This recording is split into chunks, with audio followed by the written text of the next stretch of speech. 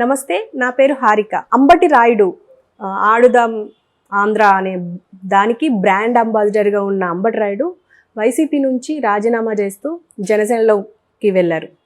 అంటే దానికి ఒక కారణం చెప్పారు. అంటే నేను ఆ మ్యాచ్ ఆడాలి, ఆ మ్యాచ్కి సంబంధించి నేను ఇంకా ఏ రాజకీయ పార్టీలో ఉండొద్దు అని చెప్పిన ఆయన మళ్ళీ జనసేనలో ఎందుకు కలిశారు అనే దాని ఒకటి ఉంది. అండ్ అలాగే సజ్జల రామకృష్ణ గారికి సీటు అంటే వైసీపీ నుంచి సీట్ ఇవ్వట్లేదు అని చెప్పేసి ఒక టాక్ వస్తుంది. దీని గురించి మనతో విశ్లేషించడానికి సీనియర్ జర్నలిస్ట్ జగదేవ్ గారు ఉన్నారు. నమస్తే సార్. నమస్తే సార్. చెప్పండి, ఇప్పుడు సజ్జల రామకృష్ణ గారిది ఒక ఇష్యూ ఉంది. ఏంటంటే సీట్ ఇవ్వట్లేదు ఆయనకి కూడా అంటే సీనియర్స్కి ఇవ్వట్లేదు కాబట్టి వారసులు తీసుకొచ్చారు. అలాగే ఈయనకు కూడా ఇవ్వట్లేదు అని చెప్పేసి అదొక ఇష్యూ ఉంది. అలాగే ఆడుదాం ఆంధ్ర బ్రాండ్ అంబాసిడర్ అంబటి రాయుడు ఇప్పుడు క్రికెట్ మ్యాచ్ ఆడాలి అని చెప్పేసి ఇందులో వైసీపీకి రాజీనామా చేశారు. అంటే ఈ రెండు ఇష్యూలను మనం ఎలా చూడొచ్చు అంటారు? అంబటి గారే కాదు, రేపు పొద్దున్న సజ్జల గారే కాదు, ప్రతి ఒక్కరు కూడా వైసీపీ నుంచి వైదొలుగుతున్నారు, పార్టీ వీడుతున్నారు. ఇంకొంతమంది ధైర్యం సరిపోకో లేదంటే ప్రతిపక్షాల మీద ఇంతగా దుయ్యబట్టాం కదా, ఇంకేం హోం పెట్టుకొని వాళ్ళ దగ్గరికి వెళ్తామన్న ఉద్దేశము చాలామంది సైలెంట్ అయిపోయారు. ఇది ఎప్పటి నుంచి నేను గమనిస్తున్నానంటే గత 3-4 నెలల నుంచి, అంటే ఆల్మోస్ట్ తెలంగాణ ఎన్నికలకి ఒక 2-3 నెలల ముందు నుంచి కూడా మంత్రులందరూ కూడా పిన్ డ్రాప్ సైలెంట్. ఎక్కడ ఒక స్టేట్మెంట్ లేదు, ఏమి లేదు. కొడాల నాని గారు కానీ, పేరు నాని గారు కానీ, ఈ సజ్జల గారు కానీ, రోజా గారు కానీ, మాజీ మంత్రి అనిల్ కుమార్ గారు కానీ, ఒకరు కాదు మ్యాక్సిమం అందరూ సైలెంట్ అయిపోయారు. ఎందుకు సైలెంట్ అయిపోయారంటే తెలంగాణ ఎన్నికల నేపథ్యంలో తెలంగాణ కేసీఆర్ గారు, కేటీఆర్ గారు, హరీష్ రావు గారు అయితే దారుణమైన వ్యాఖ్యలు చేశారు ఆంధ్రప్రదేశ్ గురించి. ఈసారి టీఆర్ఎస్ రాకపోతే హైదరాబాద్ మరో అమరావతి అవుతుందని, ఆంధ్ర చెమ్మ చీకట్లని, సింగిల్ రోడ్ అని. కేటీఆర్ గారు అయితే నేను మొన్న మిత్రుడు సంక్రాంతికి ఊరెళ్తే అక్కడ 2 రోజులు కూడా ఉండలేకపోయాడు, అక్కడ రోడ్లు పరిస్థితి బాగాలేదు, పవర్ కట్ అని రకరకాల ఎన్ని మాట్లాడినా కూడా ఒక్క మంత్రి నోరెప్పలేదు, ఎవరు ఏమనలేదు. ఎందుకని? బట్ వాళ్ళకి వీళ్ళకి ఏవో డీలింగ్స్ ఉన్నాయి, అది పక్కన పెట్టండి. సో అప్పటి నుంచి కూడా చాలా మౌనంగా కనిపిస్తున్నారు నాకు సోకాల్డ్ మంత్రులు కానీ, వైసీపీ కానీ. ఆ తర్వాత మొన్న వైనాట్ 175 అని నినాదం తీసుకొచ్చిన తర్వాత జగన్మోహన్ రెడ్డి గారు కొత్త రక్తం కొత్త వాళ్ళని ఎక్కించే ఆలోచనలో ఒక్కొక్కరిని పాత వాళ్ళని సీట్ ఇవ్వము, బట్ వేరేలా చూస్తాము, వేరే ఎక్కడికి ఇస్తాము, జంబ్లింగ్ చేయడము, ఎక్కడో అక్కడ పోటీ చేయించడము, అసెంబ్లీ ఉండడానికి లోక్సభ పంపించడం, లేదా లోక్సభ వాళ్ళకి అసెంబ్లీ పంపించడం, రకరకాలుగా. ఇది ఫస్ట్ నాకు తెలిసి వైసీపీలో కూడా ఓపెన్ అయింది బాలినేని శ్రీనివాసరెడ్డి గారు, ఆయన దగ్గర బంధువు కూడా. ఆయన కూడా ఒక ప్రెస్ మీట్లో ఏమన్నారంటే ఆయన మీద మనకి ఇంతవరకు ఉంది, బట్ మన మీద ఆయనకు ఉండాలి కదా అన్నట్టుగా చెప్తూ వాళ్ళ అబ్బాయిని కూడా రాజకీయాల్లోకి తెచ్చే ఇప్పుడు పరిస్థితులు కరెక్ట్ కాదు, ఇప్పుడు తేవాలనుకోవట్లేదు అన్నట్టు కూడా చెప్పి కార్యకర్తలు తిరిగి ఆయన అడుగు రిక్వెస్ట్ చేసుకుంటున్నాడు. మీరు అందరూ కరెక్ట్గా పనిచేస్తారంటే చెప్పండి, నేను పోటీ చేస్తాను. మనం చూసాము. ఎక్కడే నాయకుడు అనేవాడు నువ్వు ఈ పని చేయాలి, అసలు మనం ఎలాగైనా కొట్టాలి, మనం గవర్నమెంట్ ఫామ్ చేయాలి, లేదంటే నేను గెలవాలి, గెలిస్తే మన అందరూ బతుకులు ఏదో అలాగ మోటివేట్ చేయాలి. కానీ తిరిగి వాళ్ళని అడిగి మీరు కరెక్ట్గా పనిచేస్తారంటే చెప్పండి, నేను పోటీ చేస్తానంటే ఆయన మనోవేదన మనం అర్థం చేసుకోవాలి. ఆయన తప్పు మాట్లాడారని కాదు, కానీ అలాగే చాలామంది. తర్వాత ఆకెల్ రామకృష్ణారెడ్డి గారు మంగళగిరి, తర్వాత గాజువాక అతను, తర్వాత మన దాడి వీరభద్రరావు గారు, ఒకరు కాదు. మరోవైపు వీళ్ళ కొంత ధైర్యం చేసి ముందుకు వస్తుంటే ఇంకొంతమంది వాళ్ళకి సీట్ రాదని తెలిసినా కూడా అన్న ఎవరిని ప్రపోజ్ చేస్తే వాళ్ళని పెట్టి నేను గెలిపిస్తాం, మాకు అన్నే ముఖ్యమంత్రి కావాలని లోపల ఒకటి బయటకు ఒకటి మాట్లాడుతున్నారు. దానికి చాలామంది మాజీ మంత్రులను కూడా మనం చూసాం. అంటే ఇలాంటివి జరుగుతున్న నేపథ్యంలో అంబటి రాయుడు అనే వ్యక్తి క్రికెటర్, మామూలుగా వన్డే మ్యాచ్లో ఓడిఐలు కన్నా టెస్ట్లో వాటికన్నా ఐపీఎల్లో బాగా ఫెమిలియర్ అయిన పేరు అంబటి రాయుడు. సో ఆయన మన తెలుగువాడు, ఆంధ్రుడు, పైగా మంచి పోలే మంచి దీనిలోకి వెళ్తున్నారని ఆ పేరు కూడా మనం ఫస్ట్ పేరు వినగానే అంబటి రాయుడు అనగానే అది ఖచ్చితంగా మన తెలుగువాడే అన్న ఫీలింగ్లోకి వచ్చాం. తర్వాత ఆ మూలాలు కూడా అర్థమయ్యి ఎక్కడ వాడే అన్నట్టుగా అందరూ కూడా అంబటి రాయుడు వచ్చేసరికి ఒక ఫ్యాన్ బేస్ ఏర్పడింది. సో అటువంటి వ్యక్తి ఎందుకో మరి ఏ కారణం చేతో, లేదంటే సేమ్ అదే సామాజిక వర్గం చెప్పిన వ్యక్తి మంత్రులుగా ఉన్నారనో కారణాలు తెలియదు, కానీ ఆయన మొత్తానికి వైసీపీకి చేరాడని వార్తలు వచ్చాయి. ఎంతో నిజం అనుకుంటే చేరారు. తర్వాత ఆడుదాం ఆంధ్రాకి సంబంధించి బ్రాండ్ అంబాసిడర్గా ఉంటారన్నారు, అలాగే ఒప్పుకున్నారు. ఆయన బ్యానర్లు, పోస్టులు ఎక్కడెక్కడ కట్టేశారు. ముఖ్యమంత్రి జగన్మోహన్ రెడ్డి గారు ఇక్కడ గుంటూరులో ఎక్కడ ఓపెన్ చేస్తే ఆయన వైజాగ్లో ఆడుదాం ఆంధ్ర రిబ్బన్ కట్ చేస్తారన్నారు. బట్ అక్కడి నుంచి ఆయన గైర్హాజరవుతున్నాడు. ఎందుకు అవుతున్నాడని రీజన్ తెలియదు. రీజన్ అంటే ఇంకేం లేదు, ప్రభుత్వ వ్యతిరేకత ప్రతి ఒక్కరి దగ్గర కూడా. వీళ్ళు వాళ్ళని కాదు, కాకపోతే మీరు మీరు కాస్త ఓపిక పడితే సంక్రాంతి తర్వాత ఇంకెంతమంది బయటకు వస్తారో చూస్తున్నాడు. ఇప్పుడు ఇంకా 2-3 నెలలు ఉంది కదా, సంక్రాంతి టైంకి కొంచెం ఆ ప్రోటోకాల్ గట్రా ఫాలో అవుతారు కదా, చుట్టూ మంది ఉంటారు, పోలీసులు అది ఉంటుంది కాబట్టి కొంచెం కోడి పందాలు ఇవి నడుస్తాయి కదా ఆంధ్రాలో ఎక్కువగా. సో దాని వరకు కొంచెం పరపతి పెంచుకోవడానికి బయటికి రాకుండా ఉన్నారేమో కొంతమంది. సంక్రాంతి తర్వాత చాలామంది ఇంకా మీరు అనుకుంటున్నట్టు వైనాడు 175 అన్నారు కదా, 151 మంది ఎమ్మెల్యేల్లో ఇప్పుడు ఆల్రెడీ 90 మందికి మార్చేస్తామని అంటున్నారు. ఆ 90 మంది కూడా బయటకు వచ్చేస్తారేమో. ఎవరికి వాళ్ళే ఈసారి నాకెవరేమో అనుకుంటున్నారు. ఇప్పుడు ఎలా ఉందంటే మళ్ళీ అక్కడ పరిస్థితి కూడా గెలిస్తే జగన్మోహన్ రెడ్డి గారి ఫోటో వల్ల గెలిచారు కాన్సెప్ట్, ఓడిపోతే ఎమ్మెల్యే పనితనం బాగోలేదట అందుకు ఓడిపోయారట. ఇది ఎక్కడ లెక్కండి? అవును, అదే అంటున్నారు, లాజిక్ అదే చెప్తున్నారు. మెయిన్ అక్కడ నుంచి అన్ని ఏవైనా ఒక ప్రోటోకాల్ సిస్టమ్ జరగాలండి. ఒక కంపెనీ అయినా రాజకీయమైనా ముఖ్యమంత్రి, చీఫ్ సెక్రటరీ వీళ్ళు పిలిచి మీటింగ్ పెట్టి ముఖ్యమంత్రి మంత్రులతో సమీక్ష నిర్వహించి ఈ డిపార్ట్మెంట్కి ఆ చీఫ్ సెక్రటరీలు లేదంటే ఆ పర్సనల్ సెక్రటరీలు ఐఏఎస్ ఆఫీసర్లు ఉంటారు కదా ప్రతి డిపార్ట్మెంట్కి, వాళ్ళకి పురమాయించి వాళ్ళ ద్వారా వాళ్ళ కింద వాళ్ళకి ఆ స్థానికంగా పనులు జరిగినప్పుడు ఎమ్మెల్యేకి అలాగా జరిగి ప్రోటోకాల్ అయితే ఒక ప్రాజెక్ట్ నడిచిందంటే అందరూ దానివల్ల లబ్ధి పొందుతారు. నలుగురికి 5,000 నోట్లోకి వెళ్తాయి. అలా కాకుండా నేను ఇక్కడ ముఖ్యమంత్రిగా నేను చెప్పిందామని బటన్ నొక్కాను వాళ్ళకి వెళ్ళిపోయాయంటే మధ్యలో ఇదంతా ఎందుకండి? ఈ వ్యవస్థ అంతా ఎందుకు? మన అమెరికా స్టైల్లోకి వెళ్ళిపోతే బెటర్ కదా, ప్రెసిడెంట్గా ఒకటే నిర్ణయం తీసుకొని అంతా చేసుకునేలాగా.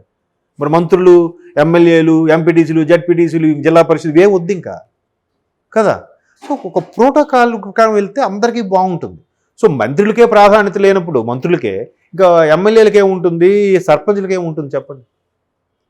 సో ఇట్లాగా జరుగుతున్న నేపథ్యంలో మరి ఆయన ఏం తెలుసుకున్నాడో మొత్తానికి తెలుసుకున్నాడు, బయటకు వచ్చేసాడు. పరిణామాలు ఒక్కొక్కరికి వీడుతున్న ఈ సందర్భంలో అంబటి రాయుడు వ్యక్తి కూడా మరి ఆయన ఏం తెలుసుకున్నాడో, లేదంటే ప్రభుత్వ వ్యతిరేకత ఉందో, లేదంటే అటువంటి పక్షాన్ని నిలబడితే తన ఇమేజ్ కూడా డ్యామేజ్ అవుద్దు అనుకున్నారో ఏమో.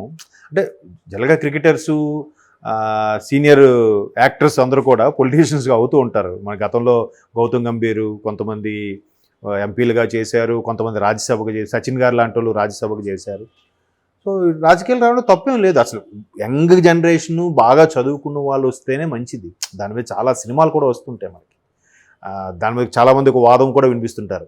ప్రతి దానికి రిటైర్మెంట్ ఉంటుంది కానీ రాజకీయానికి రిటైర్మెంట్ ఉండదు, ప్రతి దానికి పాస్ మార్క్ ఉంటుంది కానీ రాజకీయానికి పాస్ మార్క్ ఉండదు, అలాగే ప్రతి దానికి ఒక సర్టన్ ఏజ్ లిమిట్ ఉంటుంది, దీనికి ఏముండదు, క్వాలిఫికేషన్ ఉంటుంది, ప్రతి చిన్న జాబ్కి దీనికి క్వాలిఫికేషన్ ఉండదు అని అంటుంటారు.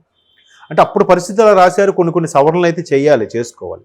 So whatever it may be, cricketers young generation ఎవరైతే ఉన్నారో వాళ్ళు వస్తే మంచిదే. బట్ పవన్ కళ్యాణ్ గారి సిద్ధాంతాలు అందరూ నచ్చిన వాళ్ళే. ఇప్పుడు ఆయన నిజంగా ఎంత గ్రేట్ అంటే 2019 ఎలక్షన్స్లో 2 స్థానాల్లో ఓడిపోయినా కూడా ఒక్క సీటు గెలుచుకున్నా ఒక్క సీటు కూడా మళ్ళీ షిఫ్ట్ అయిపోయింది వైసీపీలోకి.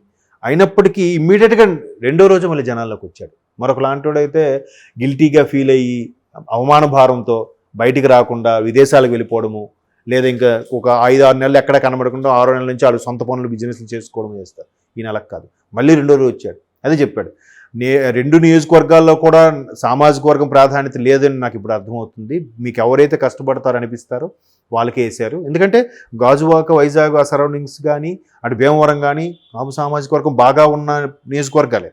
బట్ ఆయన ఓడిపోయాడుగా.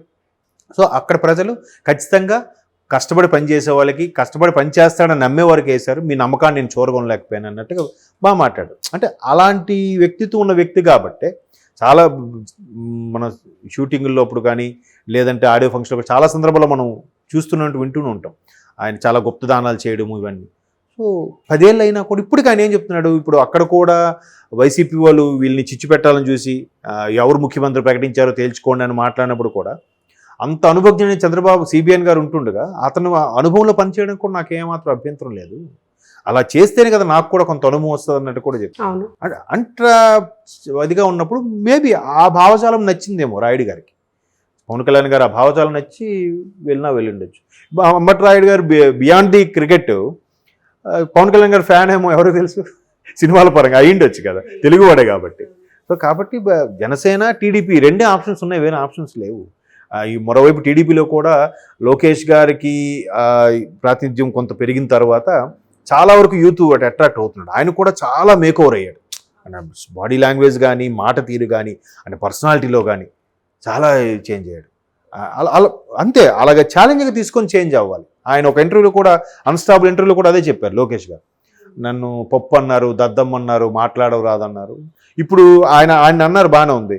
మంత్రులు చూస్తే మొన్న ఆగస్టు 15 రిపబ్లిక్ కదా, ఆగస్టు 15కి 48 ఏళ్ళ స్వాతంత్ర జీవితంలో అంటారు ఒకరు, ఇంకొంతమంది అంటారు 150 ఏళ్ళ 75 స్వతంత్ర దినోత్సవం, బట్ ఈ 150 ఏళ్ళ స్వతంత్ర భారతదేశంలో అంటారు. 150 ఏళ్ళు ఏంటి, 75 ఏళ్ళు ఏంటి అంటే క్లారిటీ లేదు. అది కాంగ్రెస్ వచ్చి 150 ఏళ్ళ, ఇది 75 ఏళ్ళ అని. అలా ఎవరైనా తడబాటు సహజం. కాకపోతే కొంతమందికి అలాగా ఆపాదించేసి ఏదో మాట్లాడుతుంటారు.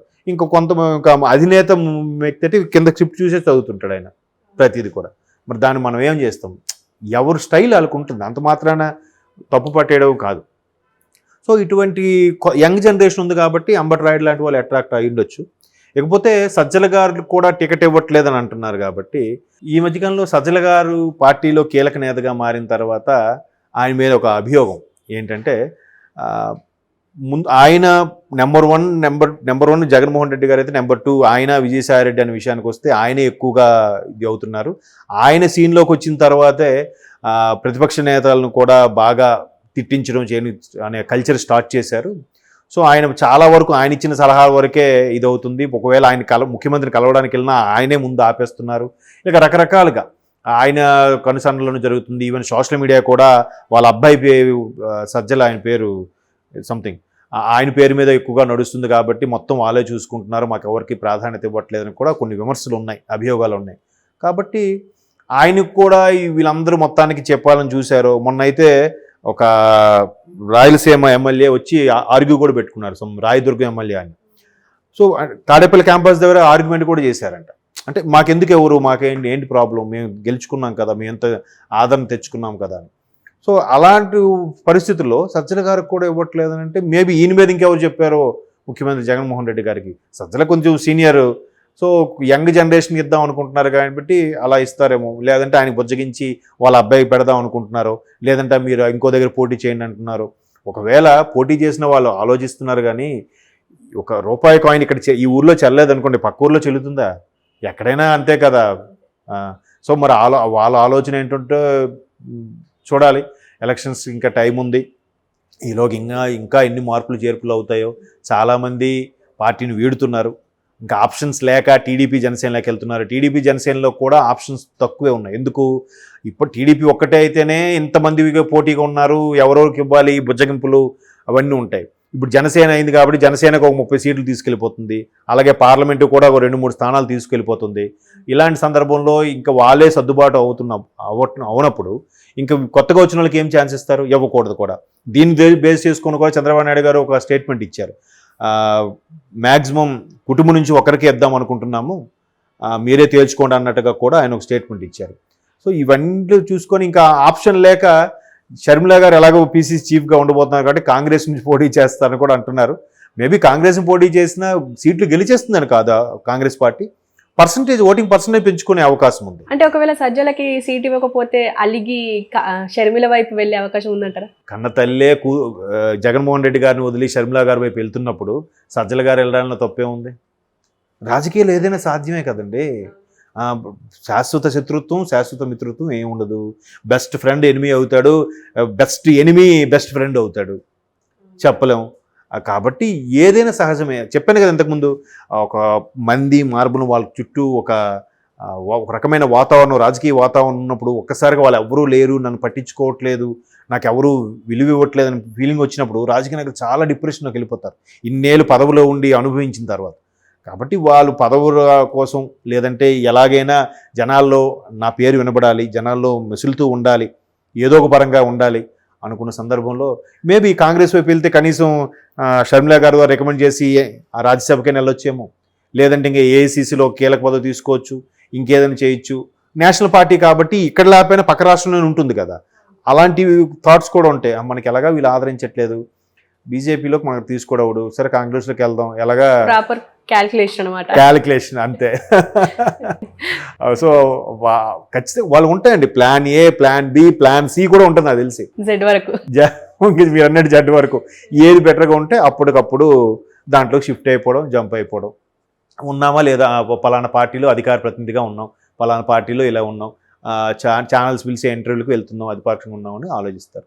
సో మేబీ సజ్జల గారి మీద అయితే చాలా విమర్శలు అయితే ఉన్నాయి. ఇలాగా కొత్త ఎవరికి కూడా ముఖ్యమంత్రిని కల్పించే అవకాశం ఇవ్వట్లేదు చాలా వరకు అన్నట్టుగా రకరకాలుగా ఉండడం వల్ల కొంతమంది ఆ రీజన్స్తో కూడా కొంతమంది పార్టీ వీడుతున్నారని కూడా కారణాలు ఉన్నాయి. మేము చూద్దాం. సజ్జల గారు కూడా ప్రతిదీ కూడా జగన్మోహన్ రెడ్డి గారిని ఏగవాళ్ళని ఇవ్వకుండా చేసి చాలా విమర్శలు చేసిన సందర్భాలు కూడా ఉన్నాయి. ఆయన మిగతా వాళ్ళతో కూడా చేపించారని, ఆయన సూచనల ప్రకారమే వీళ్ళందరూ దియబడతారని, అసలు మంత్రి పదవి ఇస్తే ఫస్ట్ క్వాలిఫికేషన్ ఇదేనట. ముందు చంద్రబాబు గారిని తిట్టాలి, లోకేష్ గారిని తిట్టాలి, అది బాగా తిట్టగలుగుతారంటేనే మంత్రి పదవి ఆఫర్ చేస్తారు. అదే మెయిన్ క్వాలిఫికేషన్ అంటే ఇట్లాంటి వార్తలు కూడా వినిపించాయి మనకి.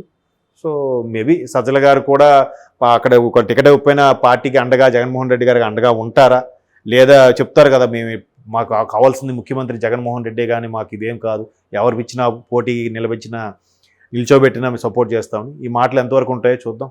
మీరు చూస్తారు, నేను చూస్తాను. అంతే sir. Okay sir, thank you.